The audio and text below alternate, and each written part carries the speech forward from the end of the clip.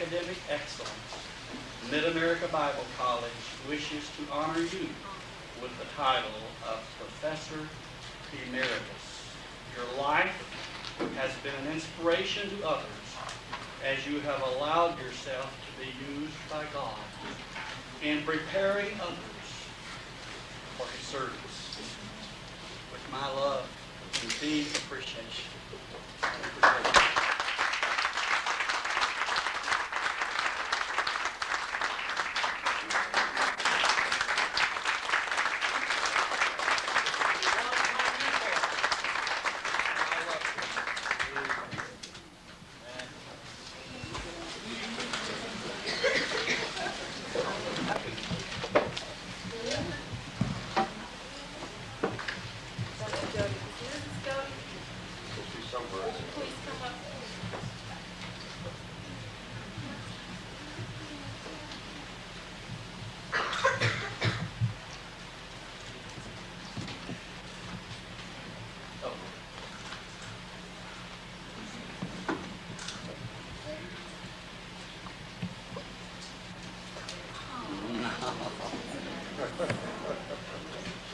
From your son's family, I'd like to present this okay in honor of your day.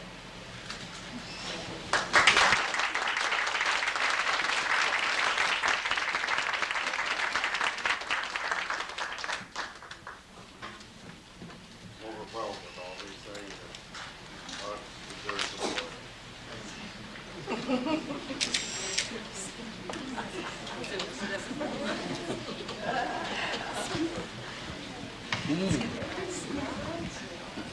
I'll take that red one. Okay.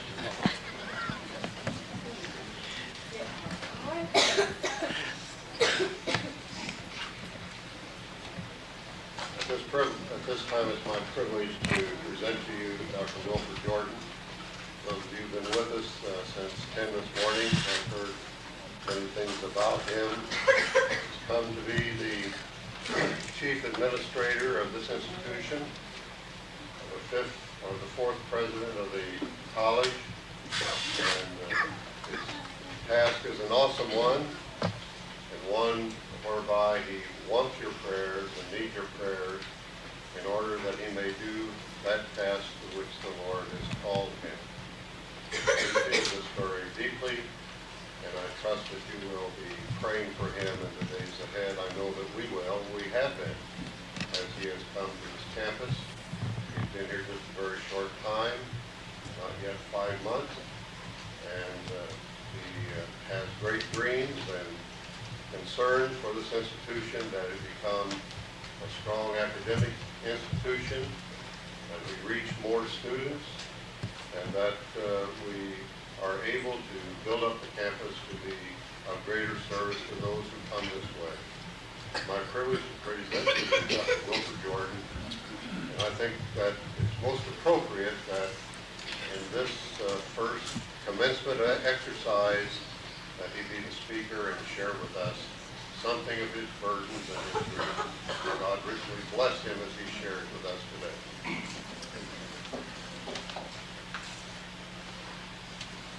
Thank you, Dr. Bodie. Permit me, dear friends, to feel I would be remiss not to do this. But first of all, permit me to introduce a couple of people who are very, very close to the Jordan family. All of you, so many so close. I know it's running a risk to do this. And maybe I should not do this. But I'm going to attempt this. My wife can tell me whether or not I did it right or wrong. With us today, I'm very proud to have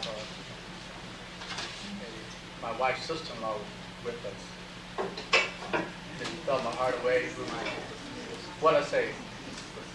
What did I say? My wife's sister. My sister-in-law.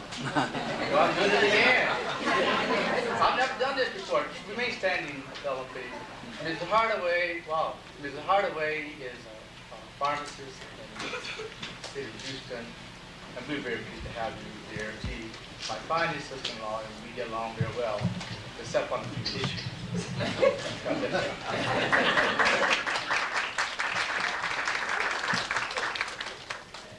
was also on the same role, and I know it's risky business. So, this young lady has been a longtime friend to the Jordan family. She and her husband. In fact, for many years during our mutually celebrated anniversaries, now will be 37 in June. She and her husband, and Will and I have many times gone out together for our wedding anniversary celebration. And as a teacher, and also currently a principal of an elementary school in Anderson, Indiana, Ms. Joyce Fox.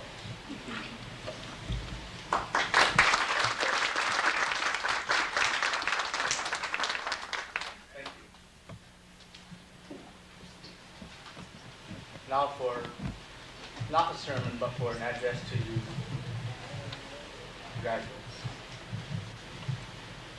A few weeks ago, General Colin Powell, a black man, as you know, and hero, leader of the Persian War, was commencement speaker at Nashville Fisk University. And one of his colleagues said to him, "Now, don't fret yourself over your commencement speech." Why? Was the question. Because students will not remember your name, let alone your speech. And his advisor gave a few examples. Pat Schroeder, Democrat, Colorado, remembers nothing about his commencement at all. Absolutely nothing. NBC anchor Mary Alice Williams recalls little more than a, quote, gray male person, end of quote. But the memory of bad boy, as someone called him, humorist P.J. O'Byrne, is the foggiest. He says simply, "I wasn't there." It was the 1960s, so I can't tell you whether I literally was there or figuratively wasn't there. Well, this speaker hopes, my friends, that you're both here and there, and that you will remember more than a male person sporting white sidewall and a hardtop model with glass headlamps. I hope you remember what we have to say, because many serious things and truisms will be shared with you this afternoon. The commencement address, as I've already inferred or implied, is addressed to you, graduates. I might say to the graduates only, hopefully, of course, that these, your relatives, friends, will also listen. Last Sunday, as you know by now, as speaker, Dr. Lawrence Speaker at Mid-America, I raised a question which I raised just to provide a platform from which I could launch some other truths. I asked the question, what kind of world would it be, or would Jesus discover, were he to be born of a virgin in this generation? Suppose God so loved the world that, again, he gave his only begotten Son, and that Son is laid, again, in a manger, adored by angels, praised by wise men, and then that Son is placed on the doorsteps of the world again, today. What would he find? I'm not going to go into many things you'll find, just a couple of issues. Then I'll get on to the main theme of this address. Think, you are going into a world that through photonics and by fiber optics, a single fiber strand, listen, will transmit 16,000 telephone conversations at once. 16,000.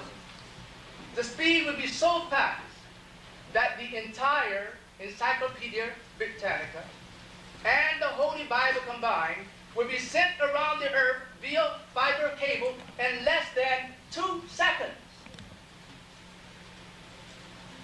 You better be prepared.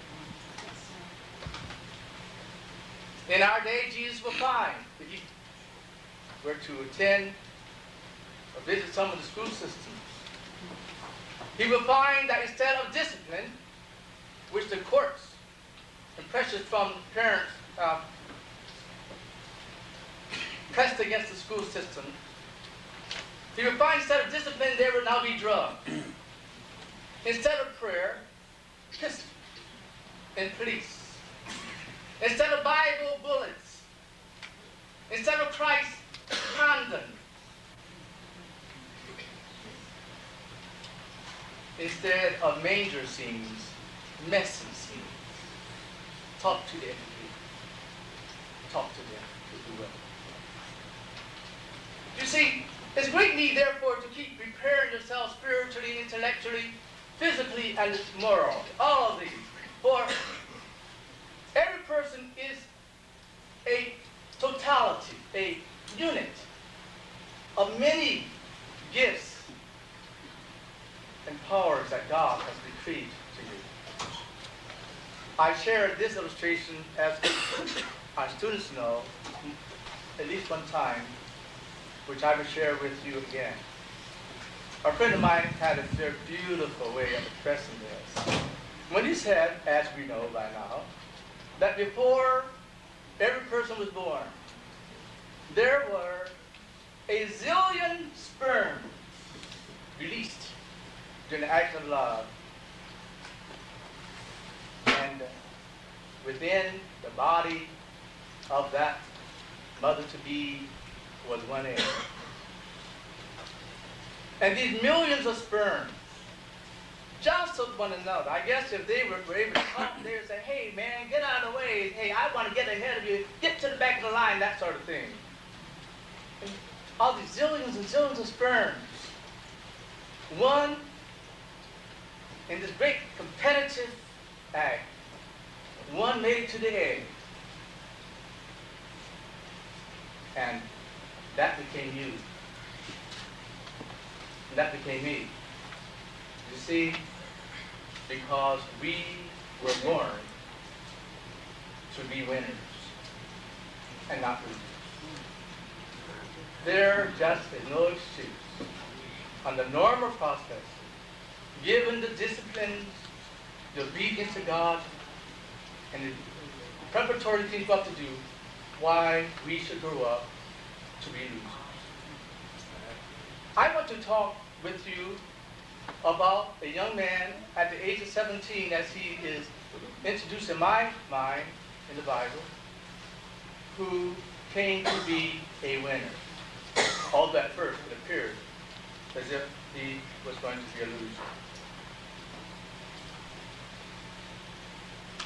If he were to live today, I think he would say, and I have to say this in view of the tragic things that happened in Los Angeles, I think this young man would say, graduates, the significant thing in your century as you face the issue of life, as you set up a system of counteraction in life, the essential thing should not be, as they said in the 1960s during the so-called Black Revolution, it should not be burn, baby, burn.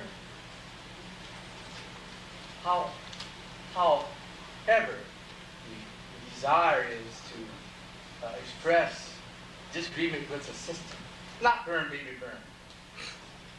It should not be, as the church would say, or it should be as the church would say, turn, baby, turn. But as the educators would, of course, would say, learn, baby, learn.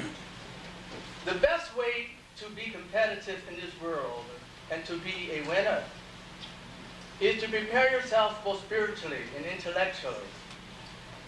You know this. I'm not saying anything to you that you do not know. But let's look at Joseph for a moment. In Genesis chapter 37, here we find the 17-year-old man saying, I dreamed a dream. And he told his brethren that he dreamed a dream. And when he did that, his brethren became pretty angry. It's a great narrative story. About 3 o'clock in the morning, not long ago, in fact, 2 days ago, I was lying in my bed reading this. About 45 minutes. It's a tremendous story. But what happened by skipping a great bit of the narrative? His brethren who were so jealous, who did not believe in dreaming, who did not believe in imagining anything, who did not believe in being creative,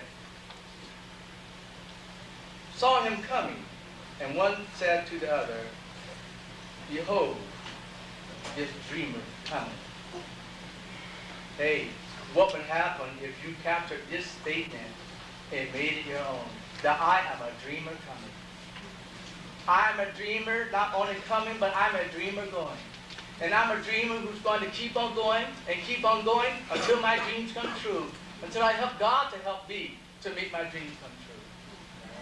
I dare not say, Brother Chairperson, of the great dreams, this is not purpose that I have for this school. If I told the Board of Trustees all my dreams, they might want to have another president by next year. But dreams are possible. Dreams are possible. Pity the person in the institution, the church, that has no dreams. We've never done it this way before. Isn't that what they say, pastors? We've never done it this way before.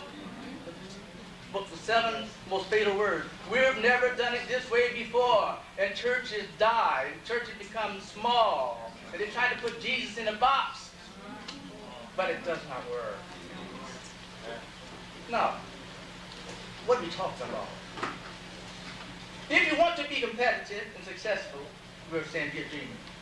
On August 28, 1963, it was in Washington, D.C. that 250,000 people gathered in the United States Capitol in protest on behalf of the nation's oppressed and depressed. Some of us were there. And participating in the drama of one of this exciting moment was Dr. Martin Luther King, a Moses of our time, and I won't quote or recite his speech, "I have a dream." It's not enough for just one person to have a dream. We must all have dreams. Because if you don't have dreams, you might end up having nightmares. Do you students really have a dream? Is it worth pursuing? Would it become a nightmare? We're asking what would have happened in the year 1492 if Christopher Columbus, dreaming that that line on the sea's horizon was more than a line. It was an open door to countries yet undiscovered.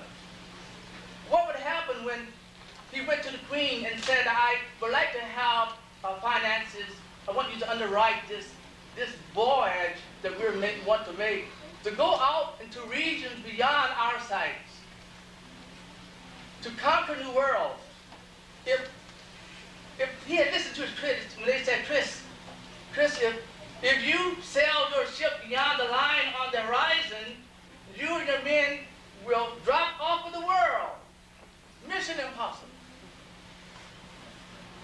I don't know where we would be. I don't know if we would be. I don't know if we would know Christ. We really think about it.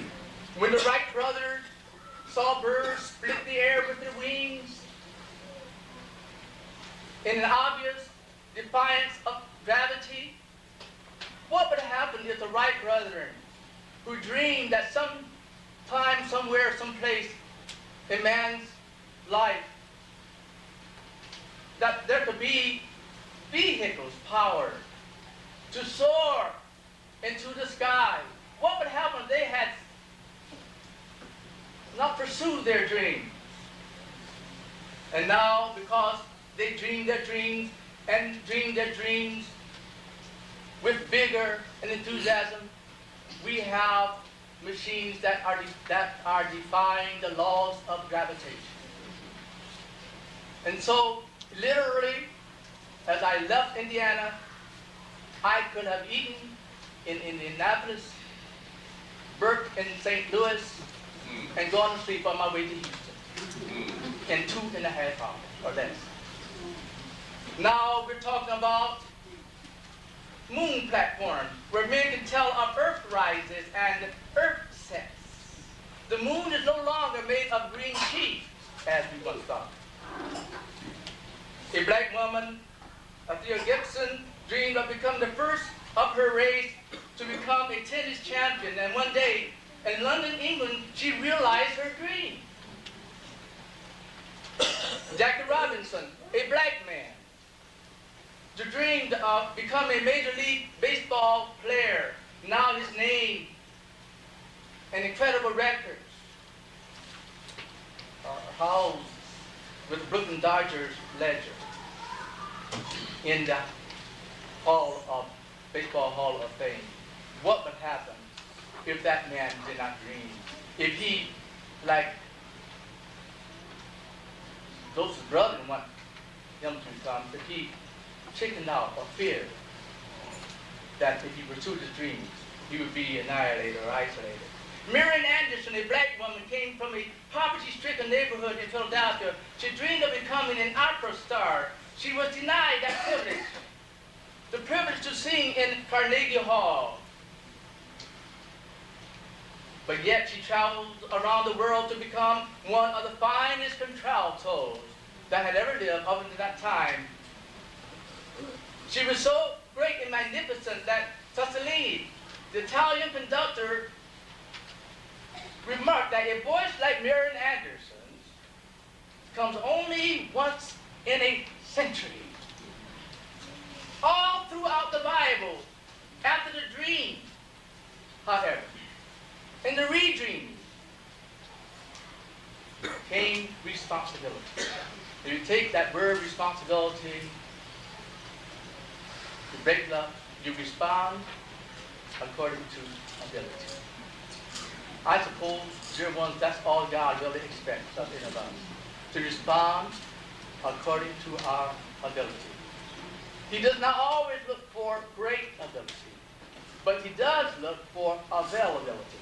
Amen. Being available to him so that he can take ordinary people like ourselves and make extraordinary persons out of them to accomplish extraordinary ends.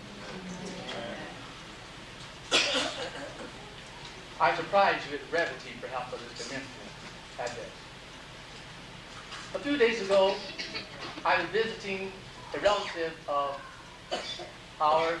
We have cousins in this area who is an Alzheimer's patient. He used to be a tremendous nurse, first-class nurse, in one of the Louisiana cities. Precise, very sharp. Now she's in her early 80s and does not know her left hand from her right.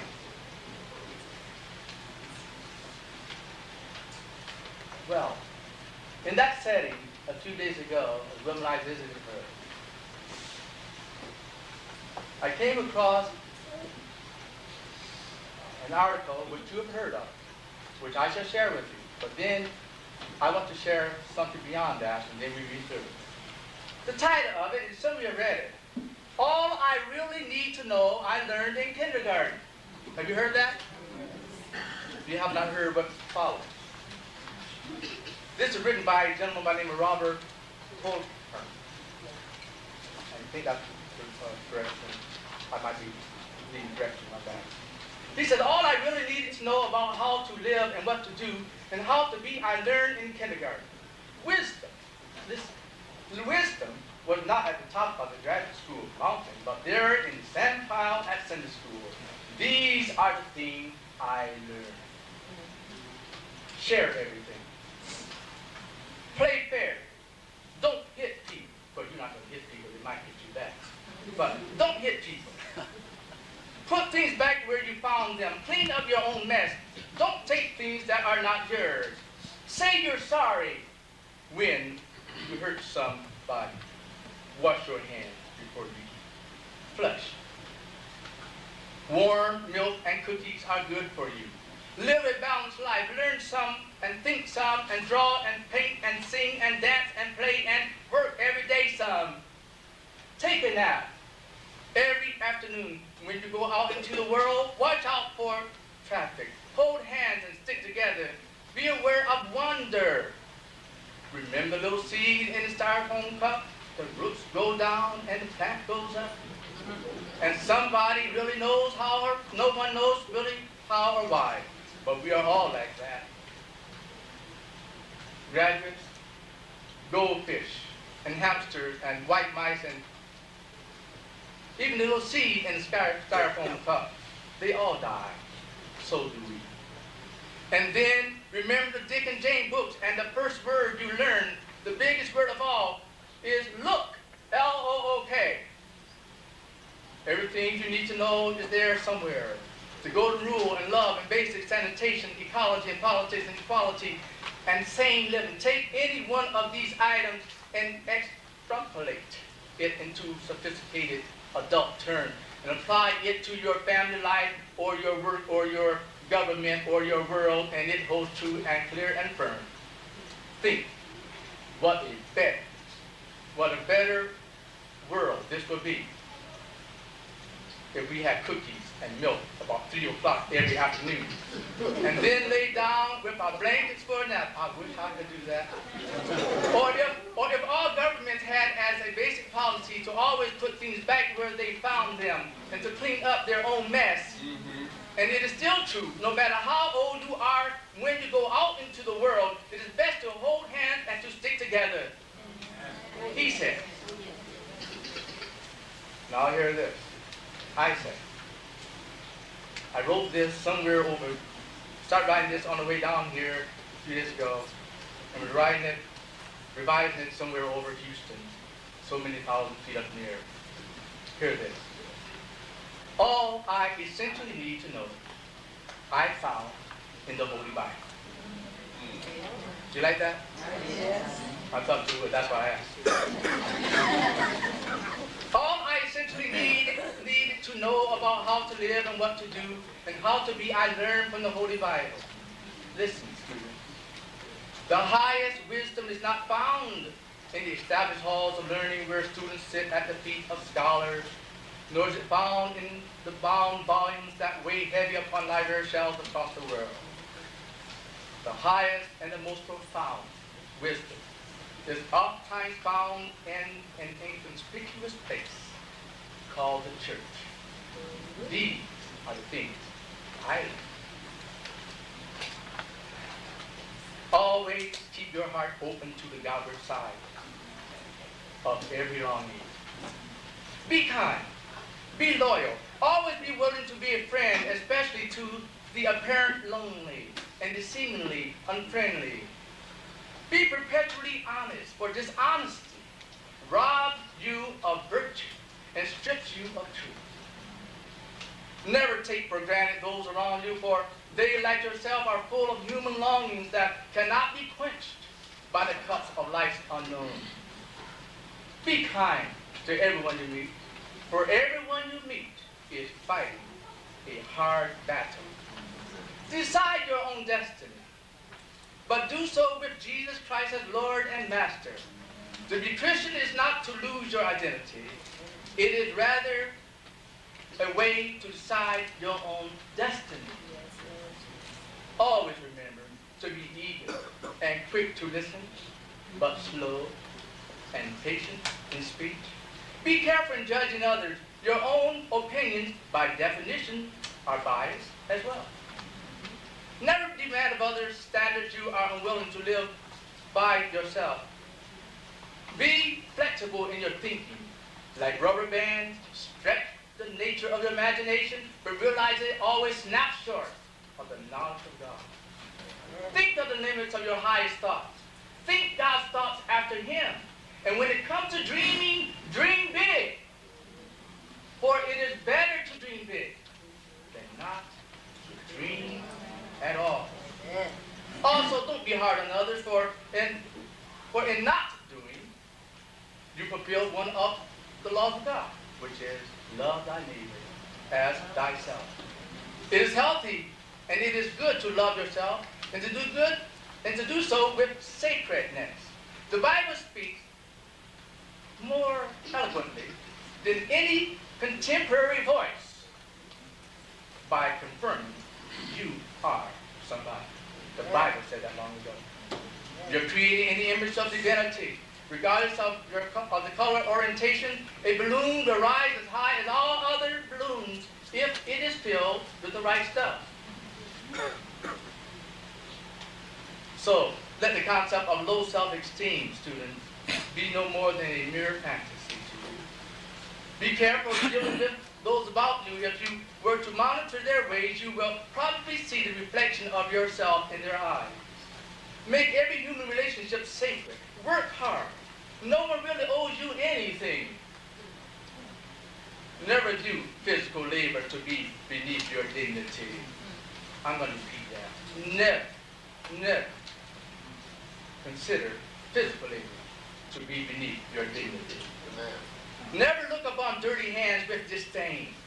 Better are soiled hands that produce wealth than clean hands that lead to poverty.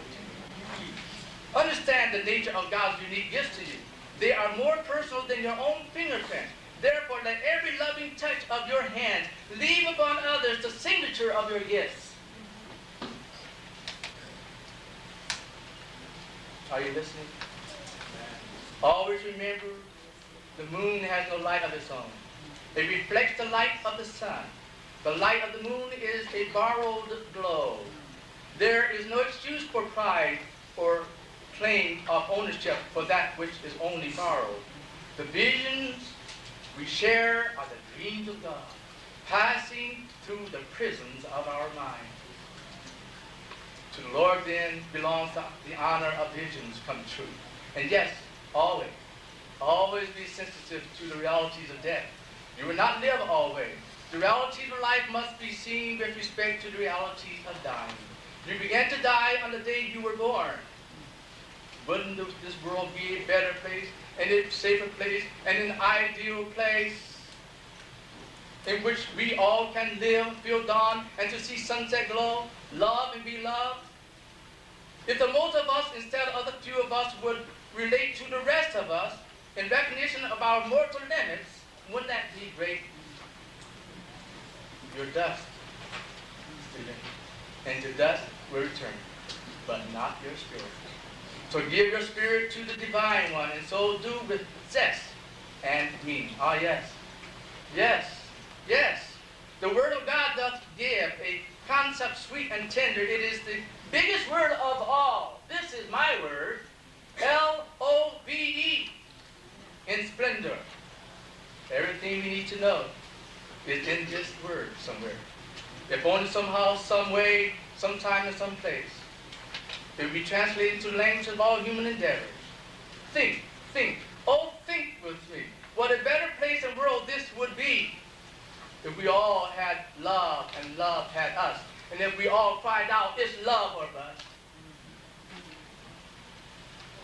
And if we had LOV for breakfast, lunch and supper. And if our brunch was love. And our early and late snacks were too. And even when we went to bed, true love would be there too. Then in the blessed dawning of each morn, we would greet love again, and not with forlorn, though with sleepy eyes, students, we still will smile, for the L-O-V of life worthwhile. Wow. God bless you. Feel so much love. We have our prayers. We have the prayers of the school. We have the hope and dreams of your parents.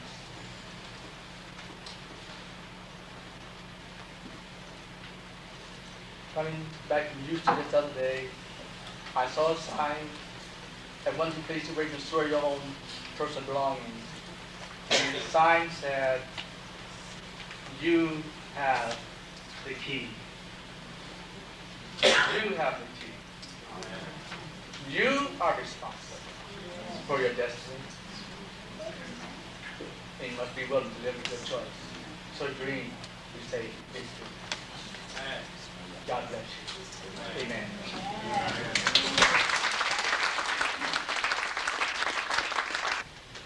this day possible to the president, faculty, staff, officers, special guests, parents, and friends.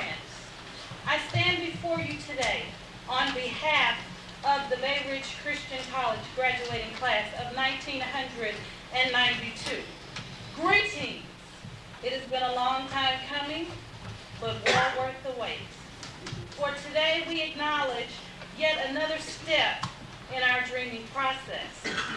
For as dreams give way to visions, also work yields results.